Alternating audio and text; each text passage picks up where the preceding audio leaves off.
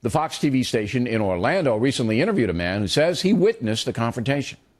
The guy on the bottom, who I believe had a red sweater on, was yelling to me, "Help, help." I told him to stop, and I was calling 911. And then when I got upstairs and looked down, the person that was on top beating up the other guy was the one laying in the grass, and I believe he was dead at that point. Now, the Factor has not been able to confirm that Zimmerman was wearing a red sweater, but his lawyer is pounding the same theme. Right now, the situation is being inflamed by the Black Panther Party, which has arrived in Florida. You killed mine, goddammit, I got to kill yours. Black power. By next week, we're looking forward to getting $1 million for the capture of George Zimmerman. We're going to force our government to do their job properly, and if they don't, we will.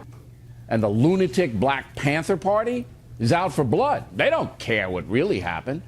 And they are being prodded by powerful news organizations. So Bill O'Reilly scolding other media organizations for propping up and giving attention to the new Black Panther Party. But Don, it's funny because the only place I ever hear about the new Black Panther Party is on Fox News. I know, they're obsessed with it. And it's a splinter group, a very small, ineffectual organization within some of the African American communities. It doesn't have a huge national presence.